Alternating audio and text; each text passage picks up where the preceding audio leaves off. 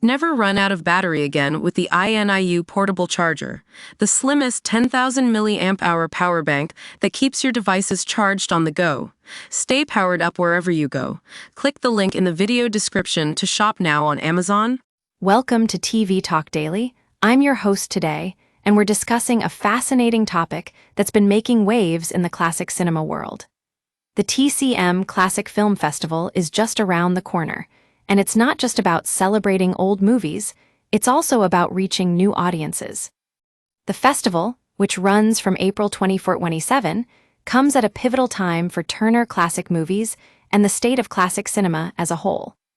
As a new generation of cinephiles flock to vintage film screenings across Los Angeles and beyond, TCM is meeting the moment by using social media platforms like TikTok and Instagram to spread the word. But what's interesting is that these short-form videos are helping to bridge the gap between contemporary and older films. For example, they're comparing the Challenger's love triangle from the 1920s to Ernst Lubitsch's Design for Living. These kinds of comparisons are being made by content creators like Isabel Custodio, who was featured in TCM's New Voices of Film video series. TMV Daily spoke with Custodio about how TCM is using modern slang and TikTok vernacular within the context of classic films to open up new audiences. They're using a strategy that I think is really smart, she says. When I was at the TCM Film Festival a couple of years ago, the higher-ups were having a conversation with the members club about this exact thing. The festival's range of offerings looks to appeal to a wide audience, from mainstream moviegoers to film buffs who are looking for deeper cuts like Edward Arnold and Jean Arthur in Diamond Jim. There are also beloved Oscar winners like 1942's Mrs. Miniver and films from the 1960s and beyond in several genres, including science fiction with Mothra and adventure with To Catch a Thief. But what's also interesting is how TCM has been grappling with issues related to outdated or offensive content.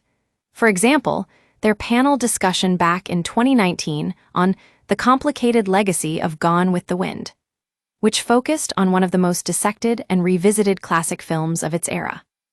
TMV Daily spoke with John Johnston about the importance of presenting films in context. If you contextualize it too much, you run the risk of being dismissive of it, he says. Like, we need to talk about how bad conditions were and that obviously there was racism, but we have to balance it. It was also a huge accomplishment, 1, for Hattie McDaniel to do the film and 2, to win the Oscar for it. As the festival draws back both former attendees and people looking to dive into these films for the first time, Isabel Custodio notes how it's one of the few remaining opportunities for classic cinema lovers to celebrate their shared love in the same space. You can grab a drink, sit, maybe there will be a talkback, but people will be hanging out, she says. They'll talk to each other in line, and everybody is curious about what everybody else wants to see. That's all for today on TV Talk Daily. Thanks for tuning in.